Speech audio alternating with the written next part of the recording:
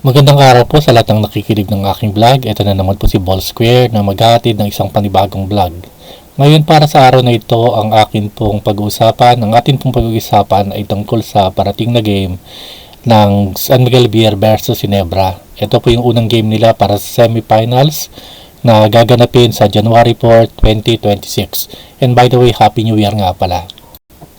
Sa parating na January 4, meron tayong dalawang game na maglalaban. One of them is eto nga, San Miguel versus Ginebra, and then yung other one naman is Meralco versus TNT.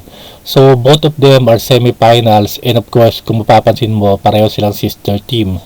Una nagdadalawang isip ako na lagyan to ng prediction kasi alam mo naman yung mga sister team medyo minsan hindi natin alam kung ano talaga yung mga pinag-uusapan yan behind the back. Kaya parang even if I actually make a prediction based on the data na nakuha ko, minsan nag-aatubili pa rin ako na ibigay kasi nga alam mo na minsan nakasadayan na kasi natin sister team. Pero marami pa rin naman kasi nag-aabang sa game na to at siguro iniintay din kung ano yung aking commentary regarding the team. So ibibigay ko na lang din.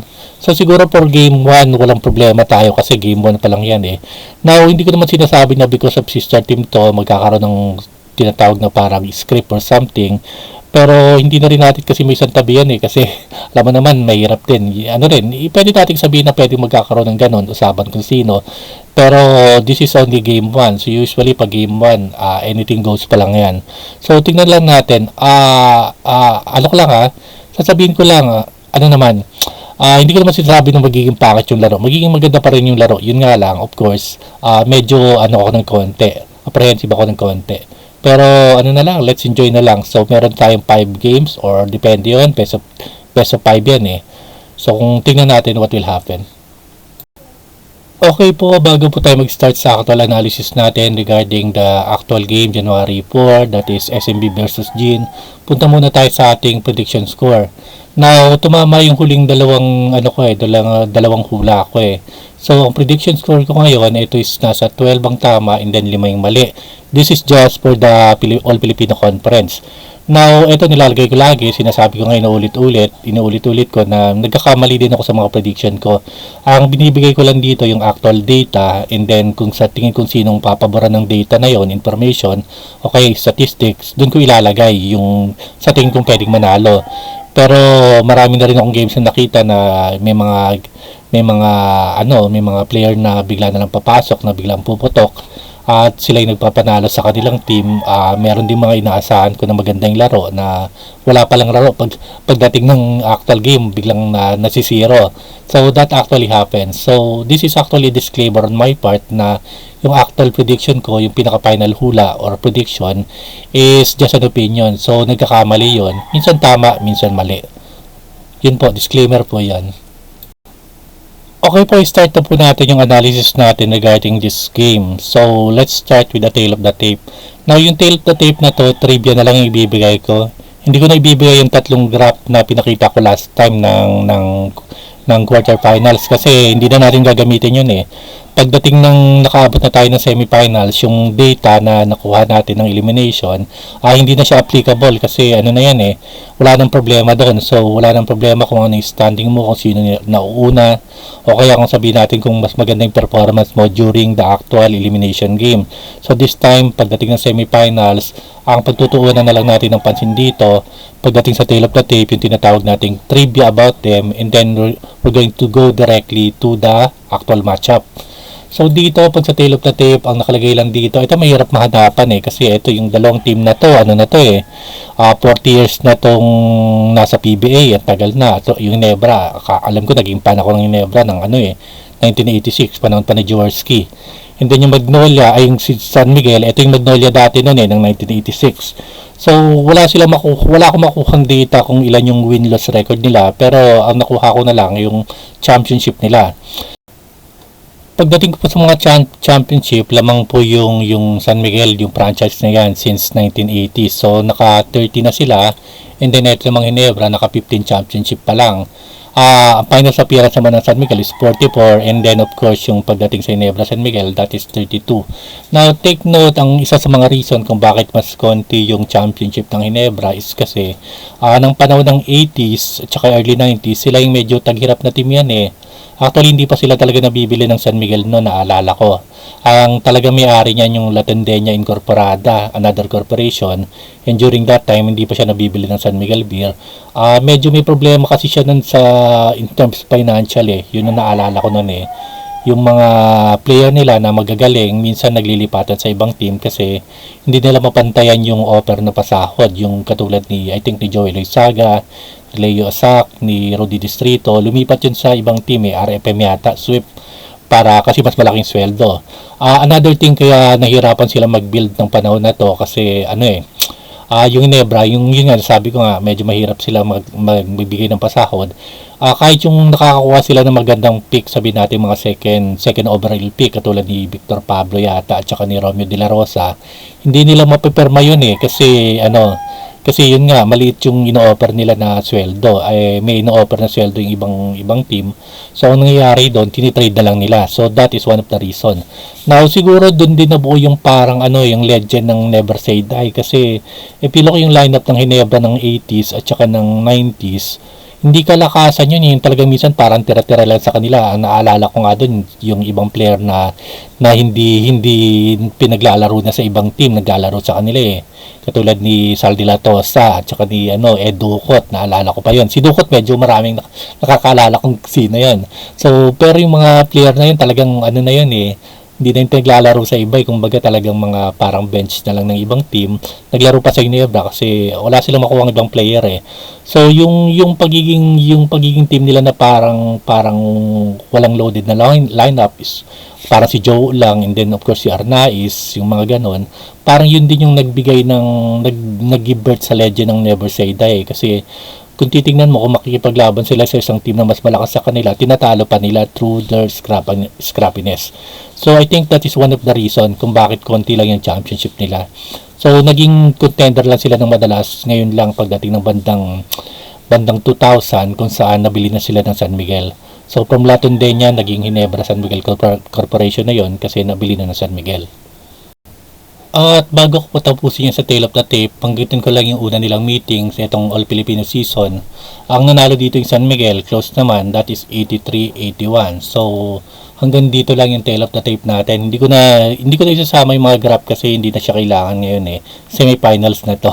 So, itatabi na natin kung ano yung performance nila sa elimination. Okay, moving on na tayo sa tinatawag nating matchup. Now, ito ang gagawin ko dito, dalawang part na. One of them yung tinatawag nating first 5 matchup.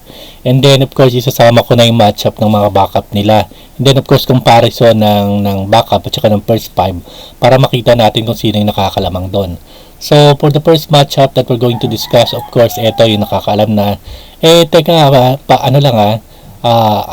Pasintabi lang. Kung naririnig nyo yung nakakarinig kayo ng tubi-tilaok ng manok sa kapitbahay yun eh.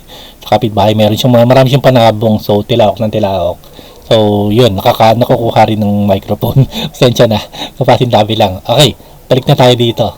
So, for the first matchup na i-discuss natin yung para sa point guard, eto maganda yung matchup dito. Actually, maganda yung lahat ng matchup dito eh. So, yung dito sa point guard, sa San Miguel, ang ilalagay ko pa rin dito will still be Chris Ross.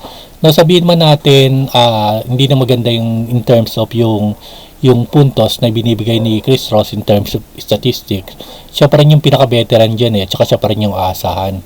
Pagdating naman sa Ginebra San Miguel, ang ilalagay ko dyan para sa matchup will be si RJ Abarrientos. So, siya na yung pinaka-premier na point guard nila. So, hindi na si Scottie Thompson. Although, yung nang nakaraang quarterfinals, maganda yung pinakita ni Scottie Thompson na laban as a point guard. So, that is a luxury na meron yung Ginebra. So, meron silang dalawang magaling na point guard. Now, in this case, sa laban na to, pag dinitignan mo yung stat natin, hindi naman ganun kalaki yung stat na binibigay ni Ross. Pero, bumabawi siya in terms of defense at saka yung defensive, yung leadership abilities niya kasi isa siya sa mga leader ng San Miguel. Now, expect mo na si Ross will actually do the guard duties pagdating dito kay Abarrientos kasi one of the thing na kailangan gawin ng San Miguel para talagang ma-ensure nila mananalo sila against Ginebra is papigilan nila yung mga guard ng Ginebra kasi yun yung malakas dito eh. So, meron silang tatlong guard na malakas, si Holt, si si Scottie Thompson at saka ito si RJ Barrientos. And of course, si Chris Ross yung parang defensive specialist ng San Miguel. Kailangan dyan, bantayan nila o kaya talagang mapigilan nila.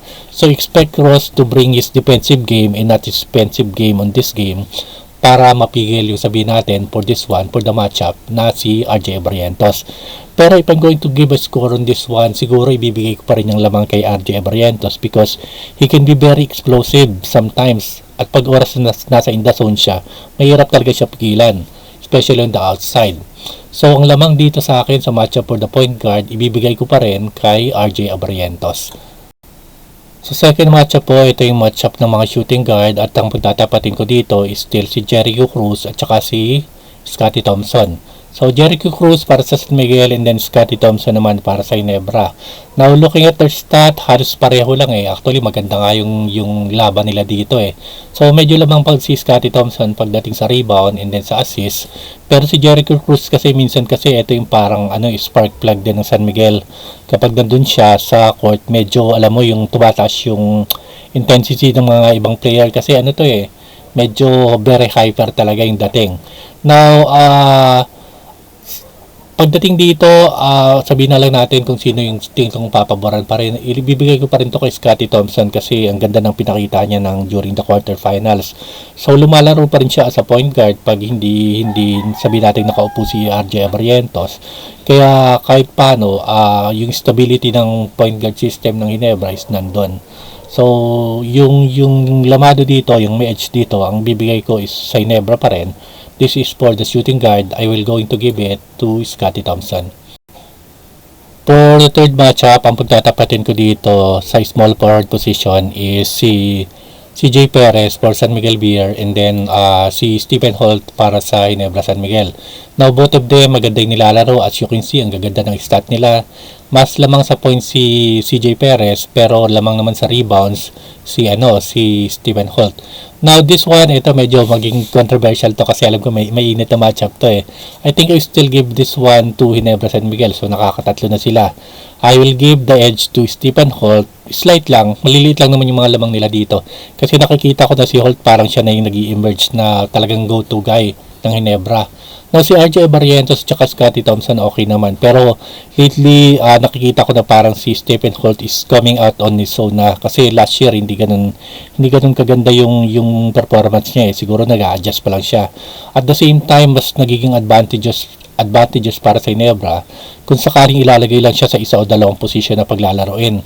Kasi ang napansin ko dito during the elimination, parang 3 position pa yung nilalaro neto sa isang game at siguro nahihirapan siya umanap ng rhythm niya eh. Umaabot ng 38 minutes ang nilalaro sa isang game. So, ng quarterfinals, napansin ko parang nagpo-focus na siya sa either small forward o kaya power forward, which is actually beneficial kasi kahit paano nakakakuha na siya ng rhythm. At the same time, pakiramdam niya yung role niya sa Ginebra is na-establish na as one of the go-to guys talaga at yun lumilitaw na ngayon. So, sa matchup na to, I think maganda. As you can see, maganda para yung stat niya. I will still have to give it to Stephen Holt. Siya yung may edge dito para sa small forward position.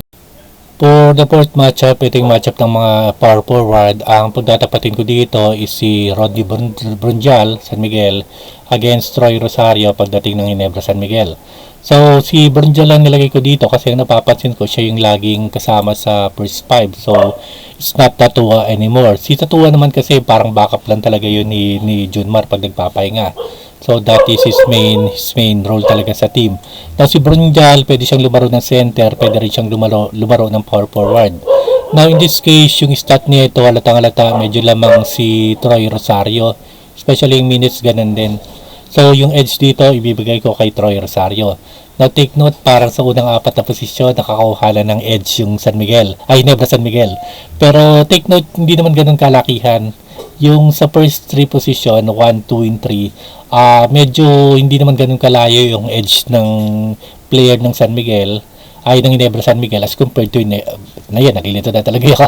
Hindi, yung sabihin natin yung lamang dito ng mga player ng Ginebra as compared to player ng San Miguel, hindi naman ganun kalayo yung lamang.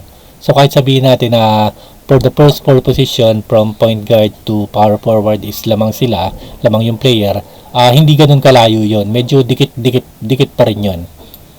At para po sa last matchup na pag-usapan natin, ito yung para sa center. Ang pagtatapat dito is of course si Junmar Fajardo, San Miguel. And then sa Ginebra naman, that's going to be Japet Aguilar. Now ito, walang duda kahit sabihin natin na maganda naman yung pinapakita ni Japet as a player. Pag matchup talaga sa center, ibibigay mo lagi kay Junmar eh. Now ito yung panimbang ng San Miguel. Ibig ko sabihin na kahit sabihin natin yung unang apat na position, parang may konting slight edge yung mga player ng Ginebra. Pagdating sa center, parang mahahatak yun ni Junmar eh. Kasi medyo malaki talaga yung lamang niya. If you look at the rebounds, ang laki. 15.33 against 7.23. And of course, yung points siya is malaki din. At mataas yung assist niya. So, ito yung panghatak natin. So, no disrespect naman kay Japet Aguilar. Ginagalang ko siya sa very good player, one of the elite player. Pero, pag minamatchup ko talaga against a certain Junmar, wala tayong magagawa eh. Talagang yung lamang niya is talagang mas malaki pag kinumpara mo siya sa ibang center. Pag sinamarize po natin yung matchup ng first 5, yung unang apat parang medyo lamang ng konti yung mga player ng Ginebra against sa San Miguel mismo. Pero yun nga, pagdating ng center, lamang na si Junmar. So siguro ibibigay ko yung slight edge dito sa matchup ng first 5. Ibibigay ko yan sa Ginebra. Pero hindi naman ganun kalaking distansya noon kung tutusin kasi medyo alam mo lahat ng player na to na nilagay ko sa matchup na to magagaling na talaga eh. Kaya parang na lang din. Parang kung baga matatawag natin na pwede na rin natin sabihin toss coin na lang yung mangyayari dyan kung ano talaga yung sino sa kanila yung mananaig. Pero that is for me. Yung first 5 ng Ginebra will have the slight edge against the first 5 ng San Miguel Beer. Ngayon po punta naman tayo sa part 2 ng ating matchup. Dito titingnan natin kung sino yung mga backup nila. Now, alam natin yung first 5 wala naman problema doon eh. Kilala natin na mga magagaling na player talaga yon. Pero kailangan alamin natin kung sino yung mga backup nila kasi in a long series, this matters. Ibig sabihin, malaking naging contribution nila. So, unahin muna natin yung San Miguel, ang backup nila na nakita ko. This is based on the PBA website. Yung nakikita ko na meron talagang contribution at the same time, sila yung mukhang talagang merong kasama sa rotation. So sa San Miguel, medyo marami yung backup nila. Ibig sabihin na ito yung mga player na ginagamit at saka nagkakaroon talaga ng contribution. So nandyan si Mo Tatua, nandyan si Calma, and then of course si Lassiter. Si Chongson, actually siya yung pinakamataas ng scoring point guard nila. Pero I think si Ross pa rin yung talagang medyo magiging kasama sa first 5. Okay, sabihin na lang natin siya yung asahan sa point guard pagdating sa defense. Pero si Chongson is actually siya yung pinakamataas sa scoring pagdating sa point guard. And of course si Jeron Teng and then si Don Trillano which is a candidate pagdating ng 6th man of the year.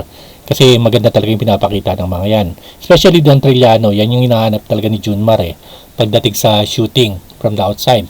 Now, on the left, pakikita natin ito yung stat ng first 5. This is coming from the PBA website mismo. And then pagdating naman sa right side, ito yung nakikita natin yung stat nila. Now take note, yung score ng 6 na to as compared sa score ng first 5 is hindi masyado malayo. Which means hindi sila, kahit paano, kung sabihin natin na walang umi-score dun sa first 5 ng San Miguel, meron kang maasa na score mula sa backup nila. Which is pareho lang halos 54.93 and then 51.3. Pagdating naman sa rebound, hindi rin ganun kalayo. Yung score ng first 5 nila is only 31.1. Ito naman pagdating dito sa mga backup, umaabot naman ng 21.1. Which is okay na rin. Ibig sabihin, capable yung backup nila. And then yung assist, medyo malayo ng konti. Pero okay lang yun kasi majority naman ng first 5, nasa kanila talaga yung pinaka-assist nila. So that is for the performance of the backup ng San Miguel, which is actually good. Kasi hindi masyado malayo sa first 5 So, ibig sabihin, pwede mong asahan yung bench nila. Para sa backup naman ng Ginebra, nakita ko lang dito talaga, 5 player lang yung pwede nilang maging backup. Sa San Miguel kasi 6 pero dito naman parang 5 lang. So, tingnan natin maigi. So, yung mga player dito na mukhang pwede nila asahan kung sakali nagpapahinga ng first 5, si Jeremiah Gray, and then si David, of course si Norbert Torres, and then of course si Ku, at saka si Estel. Now, take note kahit paano, yung mga laro na ito lumabas during the last part of the elimination kasi yung mga nakalaban nila yung mga non-contender katulad ng Blackwater, Terra Firma at saka Titan Ultra, sila na yung medyo pinaglaro at nagpakita sila ng kanilang performance sa kaya nila lumaro. Now, pero actually going to compare yung stats nila, tingnan natin dito, Medyo layo ng konti kasi 5 lang rin naman sila. Unlike yung San Miguel na parang 6 yung pwedeng nasa rotation.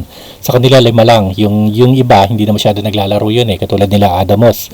So, eto naman, tingnan natin maigi. Yung sa first 5, yung stat nila, medyo malaki.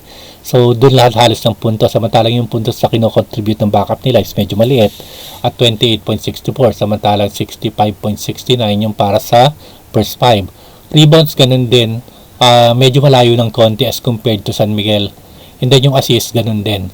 So, pwede natin sabihin na yung backup ng San Miguel is actually more capable kaysa yung backup ng Ginebra. Pero take note, 5 lang naman kasi yung ginagamit na backup ng Ginebra. Yung iba talagang binangko na lang talaga. So, I expect kasi pagdating ng semifinals, baka mas lalo pang mabangko yung mga to Si Tim Cone relies mostly sa mga talagang yung mga talagang maasahan na niya. So, minsan hindi niya nilalagay yung mga ganito pagdating ng semifinals. So, tingnan natin. Ako, I'm just saying this based on observation from previous game. Pagdating ng semifinals, mas lalong nababangko yung mga hindi masyado ginagamit. Pero, hopefully gamitin niya yung 5 na to kasi kahit paano, may makakontribute naman yung mga to. Ngayon naman, we're going to make a comparison between the performance of the first 5 at saka yung performance ng second unit, yung backup. So, yung first 5 ng San Miguel, nakikita natin, ito yung stat nila, that's one in the left side.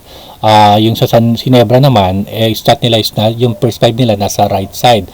Now, ito yung nabanggit ko kanina nang binigay ko yung slight edge sa Ginebra San Miguel in terms of matchup pagdating sa first 5. Because if you look yung mga pinapakita nila sa points, rebounds, at saka sa assists, medyo lamang pa yung Ginebra San Miguel Ang lamang lang talaga yung San Miguel Beer, yung sa rebounds. Pero pagdating sa points at saka sa assists, lamang yung Ginebra San Miguel. Kaya nga sabi ko, binibigay ko yung parang advantage ng konti sa Ginebra San Miguel para sa matchup ng first 5 nila. So, ibig sabihin yung matchup ng first 5, mas malakas ng konti yung Ginebra San Miguel. Pero, yun nga, pagdating naman sa backup, pag tinignan natin to, dito na lamang yung San Miguel Beerman. Ibig sabihin, mas malalim yung paghuhugutan nila. At pag yung laban natin, tumagal pa ng at least 5 games, sabihin natin, mapunta sa game 5, medyo lalamang dito yung San Miguel kasi yung backup nila is mas maganda yung pinapakita as compared sa backup ng Ginebra San Miguel. Now, this part of the vlog, pupunta na tayo sa mga game plan and then finally yung pinaka-verdict natin. Sa game plan, dito natin pag-uusapan yung offense at saka defense ng dalawang team. Naunahin muna natin yung sa San Miguel. Sa San Miguel, madali naman yan Ang talagang offense nila, paulit-ulit, is give the ball to Junmar. So, yun yung lagi nila ginagamit. Hindi nila binabago yun kasi hindi naman ma-check yun Madalas talagang laging successful yung nangyayari pag binibigay mo yung ball kay Junmar. Ngayon kung si Junmar naman is double team, triple team at hindi siya makiscore, ipapasa niyan sa labas. So, basically, paulit-ulit lang yung offense na yan ng San Miguel Now, the reason kayang bakit nila tinutuloy pa rin kahit alam ng kalaban na yun gagawin, is successful naman madalas. So, hindi nila babaguhin yan. So, kailangan makahanap ko ng paraan kung paano maka-counter to bago nila baguhin o kaya humanap sila ng another form of offense. Pero as long as this is actually successful, ulit-ulitin nila yan. So, simpleng-simple lang talaga yung offense ng San Miguel Beer.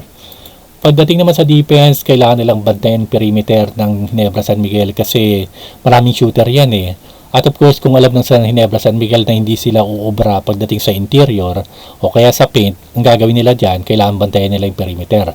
Another thing na kailangan sa defense, patutukan nila, maraming weapon yung Ginebra, stop Holt. Kasi si Holt yung parang medyo, nagpapakita na rin na siya yung pinaka go-to guy dito pagdating sa actual scoring in actual defense. He can play multiple position at the same time, minsan pagdating ng small forward, medyo malaki siya So, nagiging mismatch siya kung sino man yung nagbabantay sa kanya. So, that is for the defense for San Miguel Beer. That is the game plan. Para naman sa Ginebra San Miguel, ang offense nila will focus mainly on the outside shooting. Now, hindi sila makikipaglaban dito sa inside because of malalaking San Miguel as compared to them. Meron din naman silang malalaki pero with the likes of Tatua at saka Pahato, dihado na sila sa loob. So, ang kailangan dito, yung mismong shooting nila from the perimeter and then 3 points must be talagang maganda. Now, wala namang problema dito sa Ginebra San Miguel kasi marami silang shooter with RJ Abarientos at saka Scottie Thompson. Talagang mga tirador yan sa labas. So, pag maganda yung shooting nila, medyo gaganda yung chance nila na maitakas yung game na to. Kasi yun yung panlaban against someone, a team na merong dominant na inside presence, yung outside shooting. Now, that is for the offense. Pagdating naman sa defense, ito lang, of course, ito, medyo redundant na lagi ko sinasabi. You actually need to stop Junmar Fajardo. So, that is actually easier said than done. Mahirap gawin yan eh. So, alam na kailangan pigilan maging dominant si Junmar, pero si Junmar kasi, ang diskarte nito, pag first half, hindi yan mag-e-effort masyado kasi nagtitipid ng lakas. Pagdating niya ng second half, dun siya yung parang maghahalimaw ng konti. Kasi, kung medyo may energy pa siya na kaya pa niyang maghalimaw pagdating ng second half, gagawin niya yon during the second half. And then another thing, pag sinabi natin na pinigilan mo by doing a double team on Junmar, lagi niyang ipapasa yan sa labas. This time, you need to anticipate kung sino ipapasa yan. At ang pinaka-medyo tirador ng San Miguel dito, pagdating ng outside shooting, that is Don Tarliano. So take note, kapag nandun si Junmar at saka si Don Tarliano, kailangan bantayan mo rin kung si Don Tarliano na wag sa kanya may pasa yung bola. Kasi siya yung pinakamagandang outside shooting ngayon sa San Miguel. So that is basically the defense plan for Ginebra San Miguel. Okay, finally, we move on to the part 4. Ito yung tinatawag nating verdict. Dito na sasabihin ko kung sino yung lamang. Now, ito napakahirap kasi maganda yung dalawang team na to eh. Hindi lang to yung basta yung quality ng player. Yung laro nila is maganda din, especially pag nagkiklik pareho in both side. So, expect na talagang maganda yung magiging laro. Talagang bakbakan yan. Yun nga yung sabi ko before ng una, parang sister team kasi itong dalawa na to eh. Kaya minsan hindi ko alam kung ano yung mangyayari. Pero, yung player matchup ng first 5, binigay ko talaga yun sa Ginebra San Miguel, slight lang because yung unang 4 na position nila is mas malakas, I think. And then yung panghuling position, yung center, syempre si Junmar, siya yung kukuha nun.